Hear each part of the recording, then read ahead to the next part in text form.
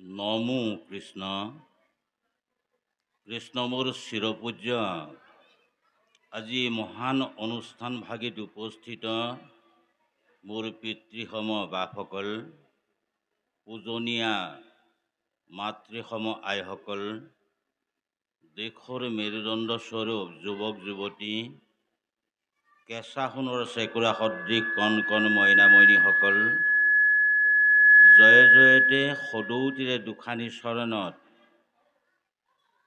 আন্তৰিক ভক্তি সেৱা নিবেদন কৰিছোঁ।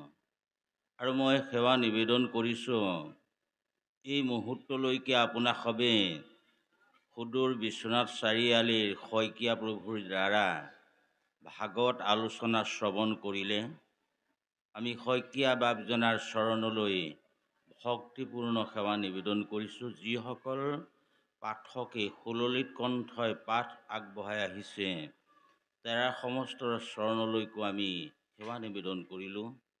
আৰু মই সেৱা নিবেদন কৰিছোঁ আজি এইকণ সুবিধা যিগৰাকী সেৱকীৰ আহ্বানত আজি আমি ভগৱন্তৰ দুআষাৰ বাক্য কোৱাৰ সুবিধাকণ পালোঁ। আৰু আপোনাসবে যিজন সেৱকীৰ আহ্বানত ভগৱন্তৰ বাক্যসমূহ শুনাৰ সুবিধাকণ পালে, সেইজন সেৱকী বাপৰ পৰিয়ালবৰ্গৰ চৰণত আমি আন্তৰিক ভক্তিপূৰ্ণ সেৱা নিবেদন কৰিলোঁ। আমাৰ আজি সৌভাগ্য, শতকোটি জন্মান্তৰে শুৱে মহাভাগ, নৰ শৰীৰক জীৱে তেবে পাৱে লাগ, তাত যেবে মূৰ দায়া ভৈল জাত প্ৰতি, সেহিহে কৰিব পাৰে মুহূৰ্ত ভকতি। শতকোটি জন্মৰ অন্তত আমি নৰ শৰীৰ পাইছোঁ। পালেই আমাৰ চব কাম হৈ গ'ল নেকি? নাই হোৱা। ভগৱন্তৰ কৃপা হ'ব লাগিব। সেইকণ কৃপা আজি আমাৰ সমস্তৰে শিৰত বৰিখন হৈছে। সেইকাৰণে সকলো কাম বাদ দি আমি আজি সেৱকীৰ আহ্বানটি ৰক্ষা কৰি এই স্থানত উপবিষ্ট হৈছোঁ হওক। আৰু আমি ভগৱন্তৰ কথা শ্ৰৱণ কৰিছোঁ। আশা ৰাখোঁ শ্ৰৱণটো আমি আজিলৈকে একেবাৰে কমকৈ শ্ৰৱণ কৰা জনেও 100 দিন শ্ৰৱণ কৰিছে। আৰু 100 দিন ভাগৱতত সেৱা ধৰিছে। শ্ৰৱণ কাৰ মুখেৰে কৰিছোঁ? বোলে ভগৱন্তৰ মুখেৰে। এই ভগৱন্তৰ মুখেৰে কি আছে? বোলে বাক্য আছে। ক'ত আছে বাক্য? বোলে ভাগৱতত। ভগৱন্তৰ নিজ মুখৰ বাক্যময় মূৰ্তি ভাগৱত, বাংময় মূৰ্তি ভাগৱত। কাৰ বাক্য শুনিছোঁ? ভগৱন্তৰ বাক্য। যেনেকৈ আজি ৰন্টু শইকীয়া বাপে ভাগৱত আলোচনা আগবঢ়ালে, আপোনালোকে বহুতেই মোবাইলত ৰেকৰ্ড কৰি ৰাখিছে। দুই এদিনৰ পাছত আকৌ সেই মোবাইলটো খুলি দিলে। আজি কোৱা কথাবিলাক সেই মোবাইলে আকৌ পুনৰ ক'বলৈ ল'লে। এই কথাখিনি মোবাইলে কোৱা নে ৰন্টু শইকীয়া বাপজনাই কোৱা? কোনে কোৱা? ৰন্টু শইকীয়া বাপে কোৱা? তেতিয়াহ'লে ৰন্টু শইকীয়া ইয়াত আছে। কি ৰূপত আছে? বাক্য ৰূপত আছে। ঠিক তেনেকৈ এই কথাখিনি কোনে কোৱা? ভগৱন্তই কোৱা। ক'ত আছে? বোলে ভাগৱতত আছে। তেনয় বাংময় মূৰ্তি ভাগৱত। এই ভাগৱত শ্ৰৱণাত, পাঠাত, দৰ্শনাত, সেৱাত পাপ নাশিনী, পাপ নাশ হ'ব। শ্ৰৱণ কৰিলে পাপ নাশ হ'ব। কীৰ্তন কৰিলে পাপ নাশ হ'ব। আজি বহু লোকে এটি অৰিহণা দি সেৱা ধৰিছে। সেৱা কৰিলে পাপ নাশ হ'ব। আৰু দৰ্শন কৰিছে, দৰ্শন কৰিলেও পাপ নাশ হ'ব। আমাক ইমান সহজ কৰি দিলে। পিছে এতিয়া আমি প্ৰথমতে ভাবি লওঁ, শুনিলে পাপ নাশ হ'ব? বোলে অঁ। আমি প্ৰমাণ লাগিব। শুনিলে নহ'ব। কেনেকৈ নহ'ব? এজন ডক্টৰৰ ওচৰলৈ গ'লোঁ, মোৰ জ্বৰ হৈছে যেনিবা, ছাৰ মোৰ জ্বৰ হৈছে, হয় নেকি, পেৰাচিটামল টেবলেট এটা খাই দিবা। আকৌ সুধিলে, বোলে শুনিছে? বোলো শুনিছোঁ। শুনাৰ লগে লগে মোৰ জ্বৰটো ভাল হ'ব নেকি বাৰু? নহ'ব, কৰিব লাগিব, হয়নে বাৰু? পেৰাচিটামল টেবলেটটো কিনি আনি মই খাব লাগিব, সেইটো হ'ল কৰ্ম। তাৰ পাছত পঢ়িলে, ডক্টৰজনে এখন শ্লিপ লিখি দিলে, তাত লেখা আছে জ্বৰ যদি হৈছে পেৰাচিটামল টেবলেট খাব। সেইখনকে পঢ়িলোঁ, আকৌ থৈ দিলোঁ। মোৰ জ্বৰ ভাল হ'বনে বাৰু? নহ'ব। সেইকাৰণে মই কৈছোঁ, আমি কৈছোঁ যে শুনিলে পাপ নাশ নহ'ব, পঢ়িলে পাপ নাশ নহ'ব। কেতিয়া হ'ব? কৰিলে পাপ নাশ হ'ব, কৰ্মত ধৰ্ম হ'ব। এই আপাশতে সদৌতিৰে চৰণত আমি এটি সেৱা নিবেদন কৰিছোঁ। আজি শইকীয়া বাপজনাই কৈ যোৱা কথাখিনি আপোনালোকে সকলোৱে শুনিলে।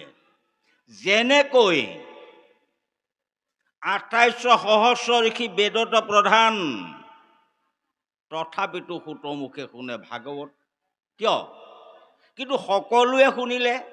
আকৌনো সুতৰনো কথাখিনি কেনেকৈ ৰ'ল? শুকদেৱে কোৱা কথাখিনি 28 সহস্ৰ ঋষিয়ে শুনিলে। মনত ৰ'ল কাৰ? শুকদেৱৰ। কিয়?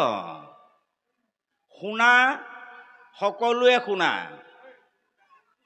দেখা সকলোৱে দেখে। আজি আপোনালোকে সকলোৱে দেখিলে। কালিলৈ যদি এজনে কয় যে ৰন্টু শইকীয়া বাপক দেখিছিলে, বোলে নেদেখিলোঁ, বোলে কেলে? আপোনালোকৰ সন্মুখতে বহি আছিলে দেখোন, কিয় নেদেখিলে? এৰা পাই, দেখিছিলোঁ যদিও মই মন নিদিলোঁ, হয়নে বাৰু? দেখাৰ লগত যদি মন নাযায়, শুনাৰ লগত যদি মন নাযায়, কৰাৰ লগত যদি মন নাযায়, তেতিয়া সকলো বিপৰীত হৈ পৰিব।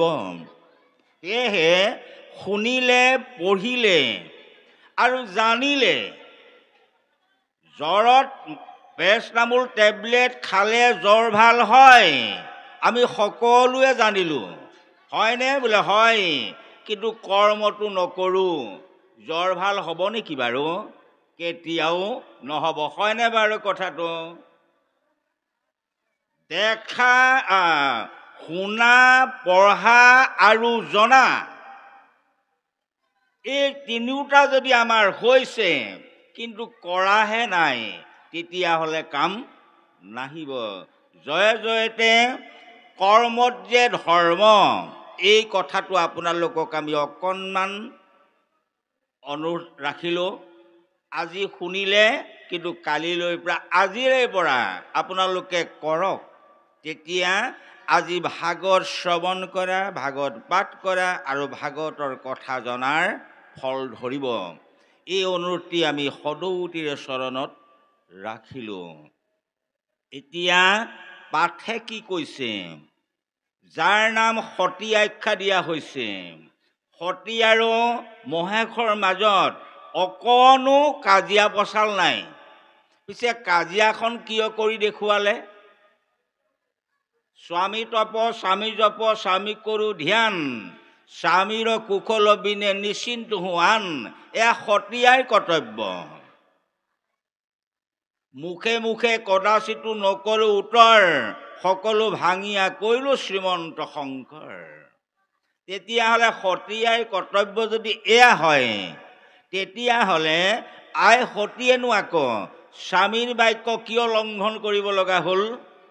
এয়াই হৈছে আমাৰ গৃহস্থী আই বাপৰ মাজত কেনে ধৰ্ম। এয়া আমাৰ শইকীয়া বাপজনাই কৈ গৈছে যে ধৰ্ম, আমাৰ গৃহস্থী ধৰ্ম কেনেকুৱা হ'ব লাগে। গৃহস্থী ধৰ্ম পালন নকৰাৰ বাবেই আৰু সতী ধৰ্ম পালন নকৰাৰ বাবেই সতীয়ে গৈ নিজ পিতৃৰ যজ্ঞত গৈ দেহ ত্যাগ কৰিব লগা হ'ল। যাতে আমাৰ গৃহবিলাকো তেনেকুৱা নহওক, এই ধৰ্মটো সুন্দৰকৈ এই অধ্যায়টিত প্ৰতিফলিত হৈছে। আপোনাক সব সদৌতিৰ চৰণত অনুৰোধ ৰাখিলোঁ যাতে আমাৰ গৃহস্থীবিলাক সকলোৰে মংগল হওক। গৃহস্থীৰ মূল হৈছে স্বামী আৰু আইগৰাকী, বাপজনা আৰু আইগৰাকী। তেওঁলোকৰ মাজত যাতে এনে অশৃংখলাই দেখা নিদিয়ক, এই আশাৰে আপোনালোকে আজি ভাগৱত শ্ৰৱণ কৰিছে আৰু তাক যাতে কৰ্মৰ ৰূপায়ণ কৰে তাৰ বাবে সদৌতিৰ চৰণত সেৱা নিবেদন কৰিলোঁ। এতিয়া আমি আহিলোঁ আপোনাসবৰ সকলোৱে বহুমূলীয়া সময় ওপৰতো আপোনালোকে লক্ষ্য ৰাখিব। এতিয়া হৈছে এমুঠি প্ৰসাদ লোৱাৰ সময়, আপোনালোকে লৈছেগৈ। অলপ পাছতে আহিব যে ঘৰলৈ যোৱা সময়, সেইটোতো আপোনালোকে ৰক্ষা নকৰাকৈ নাথাকে। সেইকাৰণে আমি শইকীয়া বাপজনাই আপোনালোকক কৈছে আমি কাক শৰণ ল'ম বা কাক ভজিম। কীৰ্তন, দশম, ঘোষা, ৰত্নাৱলী আৰু গীতাই কাক ভজিবলৈ কৈছে। কীৰ্তন, দশম, ঘোষা, ৰত্নাৱলী আমাৰ প্ৰত্যেকৰে নামঘৰত আছে, আমি সকলোৱে পঢ়োঁ। কিন্তু আমি এতিয়া কাক ভজিব লাগে এই কথাটো নিশ্চয় অকণমান অসুবিধা থকাৰ কাৰণেই প্ৰত্যেক নামঘৰতে কিছু বিশৃংখলাই দেখা দিয়ে। এইটোৱেই হ'ল আমাৰ বিপৰ্যয়। একেই কীৰ্তন, দশম, ঘোষা, ৰত্নাৱলী, এখন গাঁৱৰ মাজত নামঘৰ এভাগ, শাস্ত্ৰও আছে, একেকিভাগেই সমূহীয়াভাৱে কিনি থৈছে। তাৰ পাছত সেইকেইখনকে পাঠ কৰোঁ, কিন্তু সমাজবিলাক আমি একমুখ হৈ চলিব নোৱাৰোঁ। এয়াই হ'ল আমাৰ সমাজৰ দুৰ্ভাগ্য। তেতিয়াহ'লে আমি ভজিব লাগে কাক? কৃষ্ণ একদেৱ দুখহাৰী, কাল মায়াদিৰো অধিকাৰী। কাল মানে সময়, মায়া মানে অজ্ঞানতা। আমাৰ মায়াৰ বিষয়ে শইকীয়া প্ৰভুজনাই সুন্দৰকৈ কৈ গৈছে, অবস্তুক দেখা হৈ বস্তুক আৱৰি সেহিটো মোহৰ মায়া জানা নিষ্ট কৰি। অবস্তুটো আমি দেখোঁ, বস্তুটো নেদেখোঁ। অবস্তুটোতে আমাৰ মোহ লাগে আৰু বস্তুটো আমি বিচাৰি নাচাওঁ। এইটোৱেই হ'ল আমাৰ দুৰ্ভাগ্য। আপোনালোকে চাব, 20 টকা দি 1 লিটাৰৰ পানীৰ বটল এটা কিনিলোঁ, পানীৰ বটল দেই। আপোনালোকে 20 টকা পইচা পানীত দিলে নে বটলত দিলে? পানীটো কিনিলে নে বটলটো কিনিলে? তাৰ প্ৰমাণটো আপোনালোকে পাব, পানী বটল খাই যেতিয়া শেষ হৈ যাব, লগে লগে আপোনাৰ খবৰ বেগৰ পৰা বা গাড়ীৰ পৰা বটলটো পেলাই দিলে। তেতিয়া প্ৰমাণটো পালোঁ, বটল কিনা নাই, পানী কিনিলোঁ। পানীৰ দাম 20 টকা, কিন্তু বটলটো নহ'লে পানীটো আনিব নোৱাৰি। গতিকে লয় বটল অবস্তু, পানী বস্তু। কিন্তু বস্তুটোক আৱৰি ৰাখে কোনে? বটলটোৱে। বটলটো দেখোঁ, পানী নেদেখোঁ। ঠিক তেনেকৈ এই দেহত ভগৱন্ত আছে, ভগৱন্ত কোনেও দেখা নাই। আমি কি দেখিছোঁ? এই দেহবিলাক দেখিছোঁ, দেহবিলাকেই হ'ল বটল সদৃশ। আজি আপোনালোকে মোক বহুৱাই থৈছে ইয়াত, ৰন্তু শইকীয়া বাপক বহুৱাই থলে, ক'বলৈ ক'লে। পিছে এই দেহৰ পৰা যেতিয়া এটা বস্তু আছে, যিটো বস্তু পৰম ভগৱন্তৰ অংশ, জীৱ। এই দেহটোত যদি জীৱটো নাথাকে, এই চেতিয়া বাপক ইয়াত বহুৱাই থবনে বাৰু? নথয়, লগে লগে ইয়াৰ পৰা আঁতৰাই দিব, হয়নে বাৰু? কাৰ কাৰণে ইয়াত বহুৱাই থৈছে?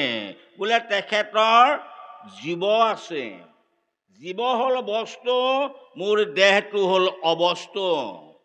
এই অবস্তুটোকে দেখিছে, ইয়াৰ ভিতৰত থকা বস্তু কোনেও দেখা নাই। এতিয়া সেই বস্তুটোক ঢাকি ৰখাটোৱেই হ'ল অবস্তু, তাকে কয় মায়া। এই আছে এই নাই তাকে বোলে মায়া, খনেকে অন্তৰে যেন মেঘৰ ছায়া। আছে এতিয়া, কিন্তু অলপ পাছত নাথাকিবও পাৰে, কোনো গেৰাণ্টি দিব নোৱাৰে। তেতিয়াহ'লে সেইটোৱে মায়া বোলে, সেইটোৱে হ'ল মায়া। গতিকে দেহটো হৈছে মায়া। এই মায়াতে 16টা বেয়া গুণৰ উৎপন্ন হয়, তথা দেহত উৎপন্ন হয়। আমাৰ শইকীয়া বাপজনাই কৈ গৈছে, মই মাত্ৰ অকণমান সংযোগ কৰি গৈছো। দম্ভ দৰ্প পৰ নিন্দা অভিমান তিৰস্কাৰ, কাম ক্ৰোধ লোভ মোহ দম্ভ অহংকাৰ। ইয়াত আহে হিংসা কামনা আশা হঠ বিচাৰ, এহি 16 গোটা পুত্ৰ দুৰ্জয় মায়াৰ। এই 16টা পুত্ৰ জন্ম হ'ল। কোনোবা ধনধাৰ ঐশ্বৰ্য বিভূতিৰে পৰিপূৰ্ণ, দেখিবলৈ বৰ সুন্দৰ, বল শক্তি যথেষ্ট আছে। ইয়াতে আহি গ'ল দম্ভ দৰ্প পৰনিন্দা, অভিমান তিৰস্কাৰ, সব জন্ম হৈ গ'ল। জন্ম হৈ পেলাই থাকিবলৈতো জেগা লাগিব। জেগাটো ক'ত ল'লে? মনৰ লগত থাকে এহি 16 জন, তৰিবে নোৱাৰে লোক এহি সেইকাৰণে আমি তৰিব পৰা নাই। মনৰ লগত থাকে। এই 16টা মায়াৰ পুতেক যেতিয়া মনৰ লগত স্থান লৈ ল'লে, আমাৰ প্ৰত্যেকৰে মনটো কেনেকুৱা হৈ গ'ল? মন হৈছে মুতলীয়া, যেনি তেনি যায়, গুৰু হৈছে গৰখীয়া, আনিব ঘূৰাই। গৰখীয়া, মতলীয়া মনটো ঘূৰাই আনিব। গতিকে গুৰুক লগাই দিয়ক। গুৰুক লগাই দিলে আমি চমুকৈ কৈ যাম, গুৰুৱে মনটোক মাৰিবলৈ শিকাব। মাৰক। এ মন ভাই ৰাম কৃষ্ণ, বোল মন ভাই ৰাম কৃষ্ণ, ৰাম কৃষ্ণ বোল। হে মন ভাই, তই এইবিলাক তই ৰাম কৃষ্ণ বোল। মন আমাৰ কি? মন ভাই। এ মন ভাই, তই ৰাম কৃষ্ণ বোল। গতিকে আমি সদায় মনটো সাৱধান কৰিব লাগিব। সেইকাৰণে আমি কৈছো যে কীৰ্তন ৰসম ঘোষাৰ ৰত্নাৱলী গীতা যিমানেই পঢ়ক, যদি আপোনালোকৰ মনটো স্থিৰ কৰিব পৰা নাই, কাম কিন্তু নাহিব। কীৰ্তন ৰসম ঘোষাৰ ৰত্নাৱলীয়ে এক কৃষ্ণদেৱৰ বাদে আনক ভজিবলৈ কোৱা নাই, আনত শৰণ ল'বলৈ কোৱা নাই। মই আপোনালোকক উপমা দি গৈছো। 1000 লিখিবলৈ হ'লে কি লাগিব বাৰু? অন্য দেৱতাবিলাক নালাগে বুলি মই ক'ব নোৱাৰো, লাগিব। আপোনালোকক লাগিব। 1001 লিখিলে 1000ক 10 গুণ বঢ়াই দিবলৈ কি লাগিব গম পাইছেনে? এটা শূন্য লাগিব, হয় নহয় বাৰু? শূন্য এটা বহুৱাই দিলে, তথা সেই শূন্য সদৃশ কোন গম পায়? দেৱতাবিলাক। ব্ৰহ্মা আহিলে, কৃষ্ণদেৱ এক, লগতে সংযোগ হলে দেৱতা ব্ৰহ্মা তথা শূন্য। তাৰ পাছত 10ক আকৌ 10 গুণ বঢ়াই দিবলৈ কাক লাগিব? বিষ্ণু। শূন্য। 10ক 100 কৰিবলৈ হলে আৰু এটা শূন্যৰ প্ৰয়োজন। বহুৱাই দিলো, 100 হ'ল, 10ক 10 গুণ বঢ়াই দিলে, হয়নে বাৰু? তাৰ পাছত আকৌ 100ক 10 গুণ বঢ়াই দিবলৈ কাক লাগিব? বোলে শিৱ আৰু এটা শূন্য, হয়নে বাৰু? তেতিয়া 1 আৰু 3টা শূন্য 1000 হ'লনে? বোলে হ'ল। ঠিক আছে, 1টো কাটি দিয়ক, শূন্য 3টা থাকিলে, হয়নে বাৰু? তেতিয়া কিমান হ'ব? তেতিয়া কিবা হ'ব, সংখ্যা আহিবনে বাৰু তাত? নাহে, হয়নে বাৰু? বছ, এইটো যদি সঁচা হয়, ভগৱন্ত একদেৱ, কৃষ্ণ একদেৱ, একৰ লগত যেনেকৈ আৰু এটা শূন্য লগাই দিলে 10 হয়, 10 গুণ ভেলু বাঢ়ে। তদ্ৰু বাঢ়িলে ব্ৰহ্মাই কি কৰিলে? ভগৱন্ত তথা একৰ উপকাৰ কৰিলে, একক 10 গুণ বঢ়াই দিলে, হয়নে বাৰু? ব্ৰহ্মাই সৃষ্টি কৰি দিলে, ৰজগুণে সৃষ্টি ব্ৰহ্মা কৰি দিলে। কি সৃষ্টি কৰিলে?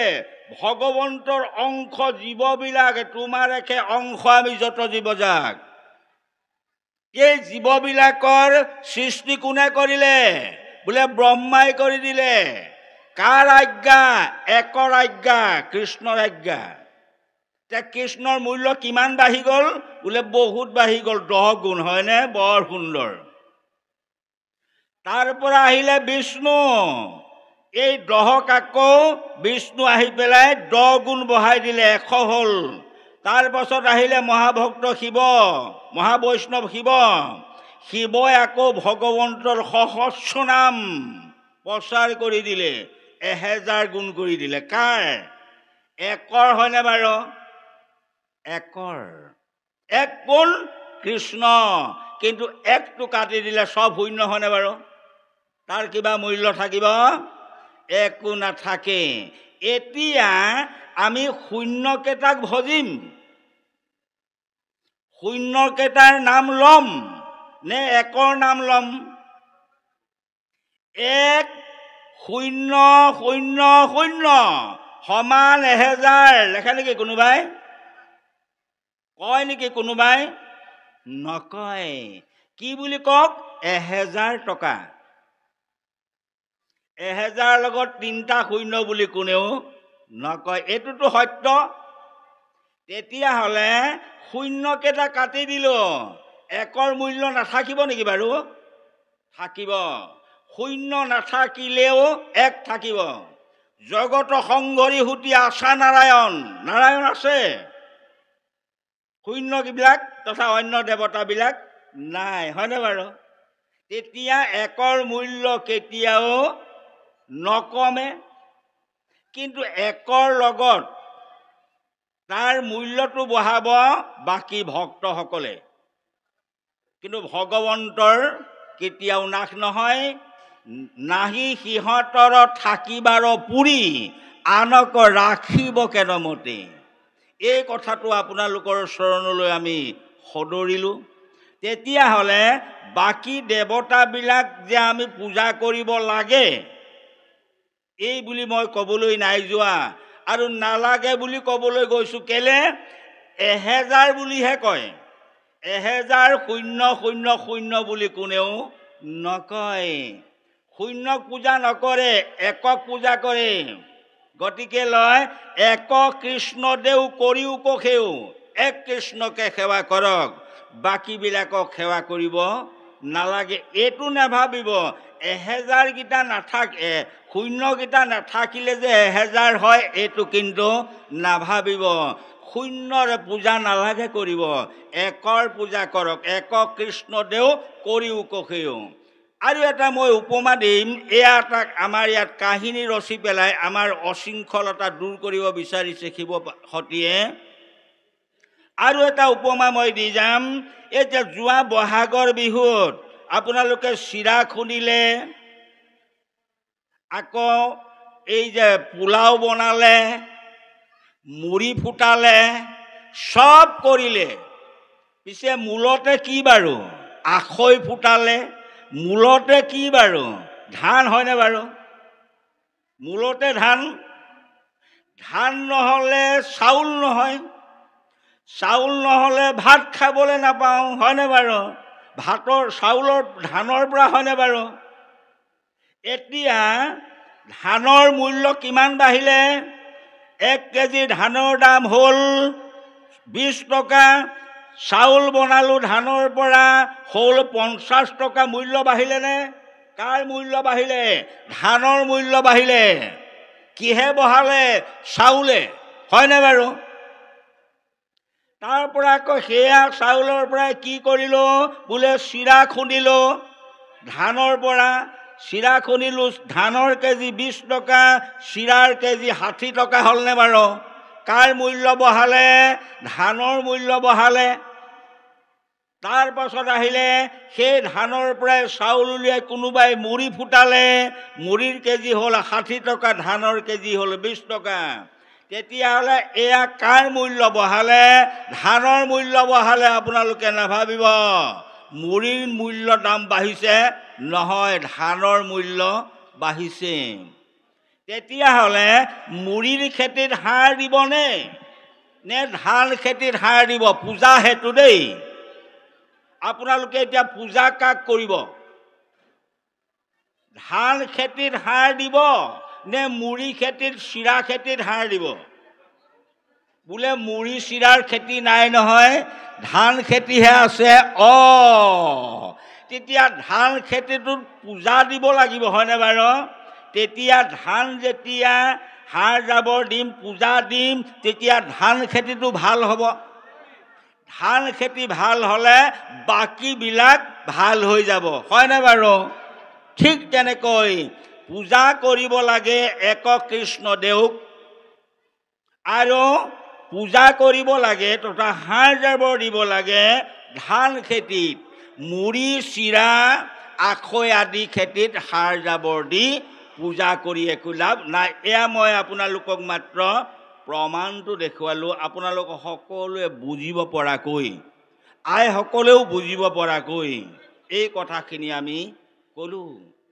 এতিয়া আমি আকৌ আপোনাৰ খবৰ আজ্ঞা পাঠলৈ আগবাঢ়িছোঁ।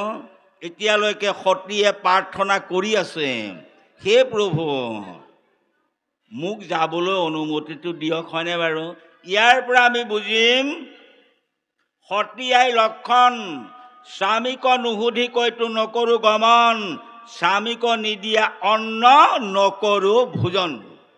সতী আই এই লক্ষণটো আমাৰ মাজত দাঙি ধৰিছে।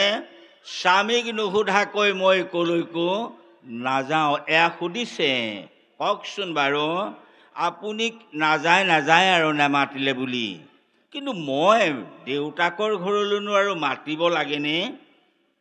পিছে আপোনাক নুসুধাকৈ যে যাব নালাগে, মোকেই যাবলৈ আপুনি অনুমতিটো দিয়ক।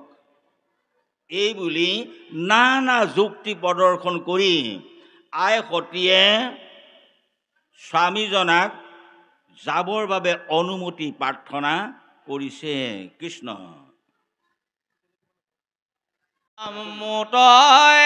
আপোনাৰ অৰ্ধ শৰীৰৰ পিলা অৰ্ধ নাৰী চৰণাম লোক তথাপিলা যিটো আপোনাৰ শৰী ৰকজাক দিও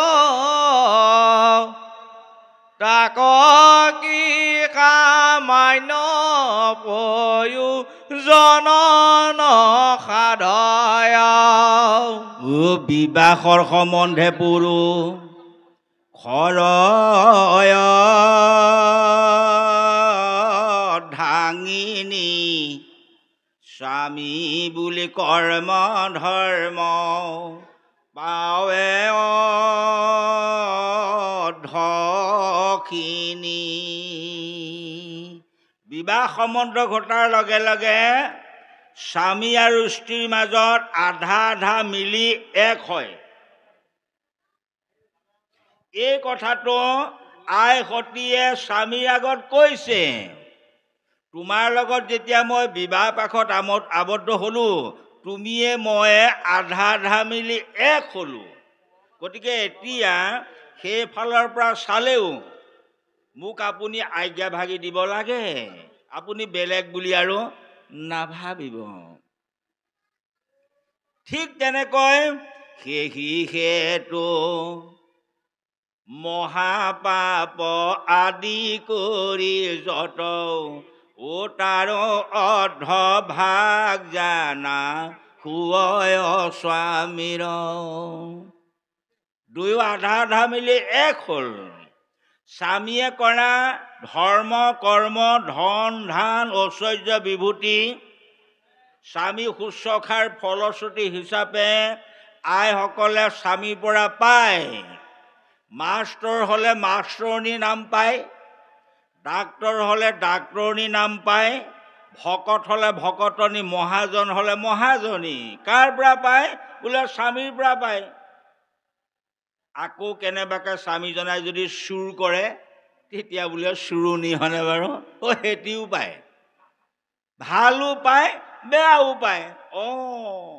ঠিক তেনেকৈ সেই হেতু মহাপাপ আদি কৰি যত তাৰো অৰ্ধভাগ জানা শুয় স্বামীৰ। ঠিক তেনেকৈ আইগৰাকীয়ে যদি মহাপাপ আদি অপকৰ্ম কৰে তাৰো পাপৰ আধা ভাগ স্বামীজনাই পায়।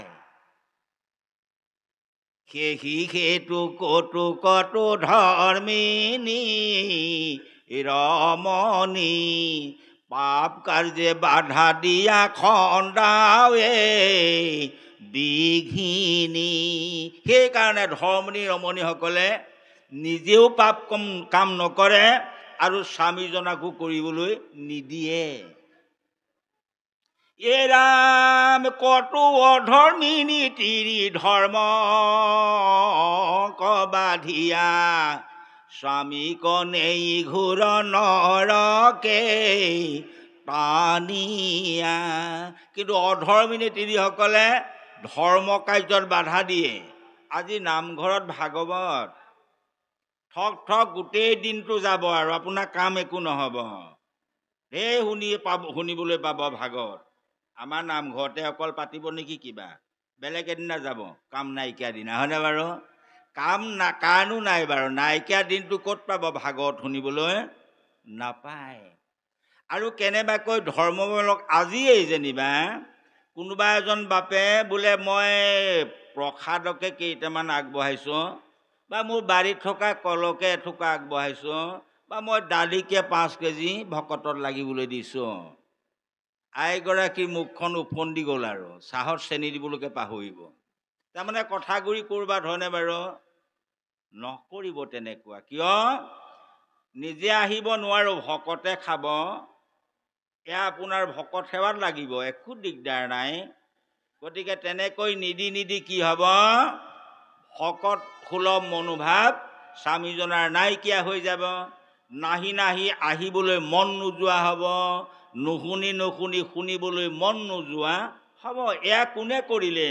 বোলে আইগৰাকীয়ে পোনপটীয়াকৈ কওক, কিবা এটা নিদিয়াকৈ নাথাকিব আকৌ পাই। তেতিয়া বাপজনাৰ এনেও উদাৰ চৰিত্ৰ, ভকতত লাগিবলৈ তেওঁ উদাৰতা প্ৰকাশ কৰিব। কিন্তু আকৌ এনে জানো নাই, হেঙুল থিয়েটাৰ যদি বতৰীয়া টিকেট এটা পায়, এইটোৰ দাম কিয়? বোলে বতৰীয়া টিকট কেইদিন? বোলে 4 দিন। দাম কিমান? বোলে 1000। বছ, চাহৰ লগত এহাতে ধৰিবলৈও কিবা এটি পায়হে।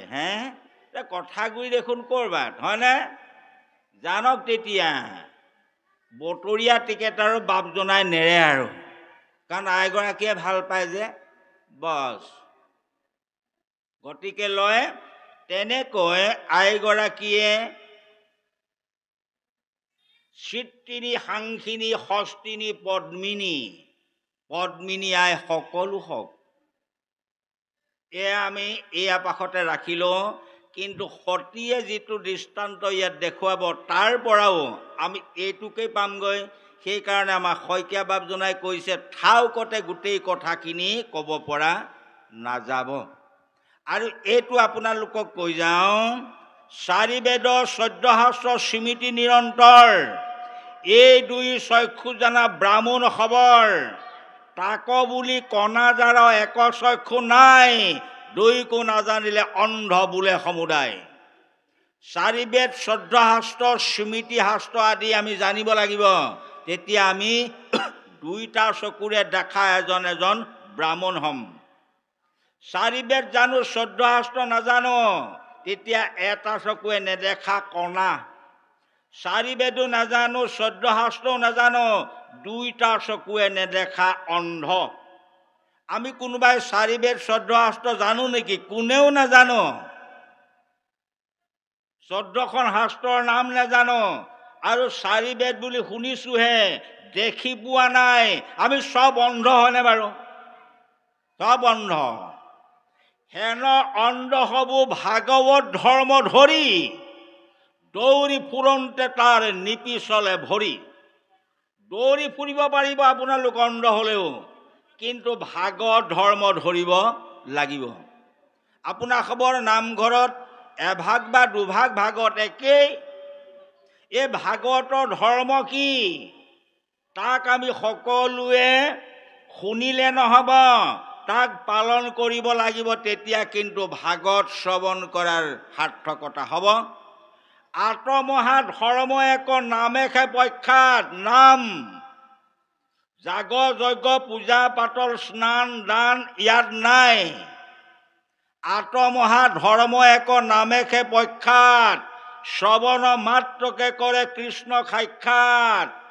স্ত্ৰী বাল্য বৃদ্ধ সমস্তৰে অধিকাৰ সকলোৰে আছে।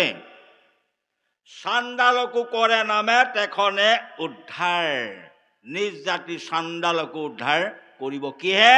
ভাগৱত ধৰ্মই। শইকীয়া বাপজনাই কৈ আছে, কৈ গৈছে যাগ যজ্ঞ পূজা পাতলত বহু অশান্তি আছে। পাৰিব জানো কৰিব? কোনেও নোৱাৰে কৰিব। কোনে নোৱাৰে বোলে? কলিৰ লোকে নোৱাৰে। স্থান কাল পাত্ৰ, স্থান টুকুৰা বিচাৰ কৰিবই আমি ইয়াত নোৱাৰো যজ্ঞ কৰিবলৈ। চাচিবাক লাগে ভূমি দ্বাদশ বৎসৰ, 12 বছৰ হাল বাব লাগিব স্থান টুকুৰা। আৰু স্থান টুকুৰা হ'ব লাগিব পংকিত বামুণৰ খোজ নপৰা জেগা, আৰু স্থানৰ মানে কুকুৰ, কুকুৰৰ খোজ নপৰা জেগা হ'ব লাগিব। এতিয়া কুকুৰৰ খোজ নপৰা জেগা ক'তো নাই, চোতালখনো নাই, কুকুৰটো চোতালতে থাকে। প্ৰথমতে এইটো নিৰ্বাচন কৰি লওক, আৰু তাৰপিছত 12 বছৰ হাল বাওক। জনক ৰজাই বাইছিলে যজ্ঞ কৰিবলৈ। 12 বছৰ পাৰিম নে নোৱাৰিম মোৰ চোতালত 12 বছৰ হাল বাব? আৰু মোৰ চোতালত কুকুৰৰ খোজ পৰে নে নপৰে? বোলে পৰে। বাছ, নহব তাত। 12 বছৰ হাল বাব লাগিব। বাম নে নাবাম? বোলে নোৱাৰো। হয়নে? তাৰ পাছত আহিলে স্থানটো গ'ল। কাল, কাল মানে সময়। 1 ছেকেণ্ডো সময় যদি পাৰ হৈ যায় উল্টা ক্ৰিয়া হ'ব। মোবাইলত পাইছে 60 ছেকেণ্ডে 1 মিনিট। 1 মিনিটত 90 পইচা যায় মোবাইলত। হয়নে বাৰু? 1 মিনিটৰ পৰা 1 ছেকেণ্ড যদি পাৰ হৈ যায় আকৌ 90 পইচা নাযায়নে বাৰু? আৰে 1 মিনিটত 90 পইচা, আকৌ 1 ছেকেণ্ডত 90 পইচা গ'লনে? বোলে গ'ল। 1 ছেকেণ্ডো পাৰ হ'ব নোৱাৰিব। আৰু 1 মিনিট পূৰ্ণ হ'লেও নহ'ব। যজ্ঞত লেখা থাকে পঞ্জিকাবিলাকত ইমানৰ পৰা ইমানলৈ। হয়নে বাৰু? সেইটো হ'ল কাল। তাৰ পাছত হ'ল পাত্ৰ, যিজনে পূজা কৰিব সেইজন কি হ'ব লাগিব? প্ৰকৃতি যস্য কল্যাণী। প্ৰকৃতি মানে চেহেৰা খুব সুন্দৰ হ'ব লাগিব। দন্ত চৌ শোভনৌ, দাঁতকেইটা চিকচিকীয়া হ'ব লাগিব। তামোল খোৱা তাতে কাম নাহিব। প্ৰগল্ভ বাকপটুতা গুণৰ উপযোগী হ'ব লাগিব। আৰু বাক্যবিলাক কেনেকুৱা হ'ব লাগিব? সৰবল মন্ত্ৰ যদি সি নহুৱে, অৰ্থ লভে প্ৰমাদত, ব্ৰাহ্মণৰ বাক্যে ব্ৰজ যে নহুয়া, যজমান কৰে হত। মাৰি পেলাব। কাক মাৰিলে? আপোনাৰ খবৰ সকলোৰে চৰ্দাৰ শইকীয়া বাপজনাই কৈ দিছে। কাক মাৰিলে? বাপেকে পুতেকক মাৰিলে। ত্ৰস্তা মুনিয়ে কাক মাৰিলে? পুতেকক। ইন্দ্ৰ শত্ৰু হত ইন্দ্ৰ শত্ৰু মৰক বৃত্তাসুৰক মাৰিলে তস্তামুনিৰ পুতেক বৃত্তাসুৰ তাৰ পৰা উদাত্ত স্বৰ ইন্দ্ৰ শত্ৰু হত ইন্দ্ৰ শত্ৰু হত ইন্দ্ৰৰ শত্ৰু নাশক ৰটো লাগি গ'ল ইন্দ্ৰৰ শত্ৰু নিজৰ পুতেক বৃত্তাসুৰ মৰিলে বাক্যত হয়নে বাৰু এই বাক্যৰ স্বৰ ক'ত ক'ত প্ৰয়োগ কৰিব লাগে আমাৰ জ্ঞান আছেনে বাৰু নাই কাৰো জ্ঞান নাই যেনেকৈ বৈজ্ঞ জটাকেৰে যা নতুকাৰে নো জানো শব্দৰ অৰ্থ জনা জানোতে নাজানো হৈ যাব তাৰ কথাটো চাব আপোনালোকে কোৱা কথাটো জানো জনা হ'ল তাৰ পাছত কৈ দিলোঁ আপোনালোকে কোৱা কথাটো জানো নজনা হ'ল হয়নে বাৰু চাওক আৰু এই জ্ঞানটো যজ্ঞকৰ্তাজনৰ থাকিব লাগিব আমাৰ আছেনে নাই বোলে নাই কৈ যাওঁ আৰু ক'ত কি লাগে নাজানো হয়নে বাৰু চাব শ্ৰীমন্ত শংকৰ হৰি ভকতৰ জানা যে নকল্পতৰু নকল্প হ'লনে বাৰু জানা যে কল্পতৰু বুলি গাব লাগে এতিয়া আমাৰ নকল্পতৰু নোহোৱাই হোৱা নাই বাৰু বোলে হ'ল তেতিয়া ভগৱন্তই দুখ ধৰিব নেকি নধৰে নালাগে ভাগৰ নধৰে জগৰ তথাপিতো নাম নোসোমৰে হয়নে বাৰু জগৰ নধৰে প্ৰমাণ ষ্টেচনলৈ এগৰাকী আইতা গৈ আছে মই সুধিলোঁ অ' আইতা কিমান পাইগৈ আইতাই ক'লে মই ষ্টেচন যাওঁ বাবা ষ্টেচন বুলি ক'ব লাগিছিলে নুফুটে ষ্টেচন বুলি ক'লে সেই বুলি আইতাই ষ্টেচন নাপাবগৈ নেকি পাব ফুটাহে নাই ঠিক তেনেকৈ বুলিব লাগিছিলে কৃষ্ণ নুফুটিলে কৃষ্ণ কৃষ্ণ কি কৃষ্ণক নাপাব পাব যাগ যজ্ঞ পূজা পাতলত কিন্তু নাপাব উল্টা ক্ৰিয়া জানোতে নাজানো হৈ যাব গতিকে সেইখিনিত আমাৰ অধিকাৰ নাই আমি শুদ্ধে বা অশুদ্ধে ভগৱন্তৰ নাম ল'ব লাগে মাত্ৰ লওঁ বৃদ্ধসকলৰ মন্ত্ৰ নাফাপে স্বয়ং প্ৰভাস তীৰ্থলৈ যাওঁতে কৃষ্ণই কাক নিব নোৱাৰিলে তীৰ্থযাত্ৰাত কাক নিজৰ মাক দেউতাকক নিব নোৱাৰিলে কোনখিনিক লৈ গ'ল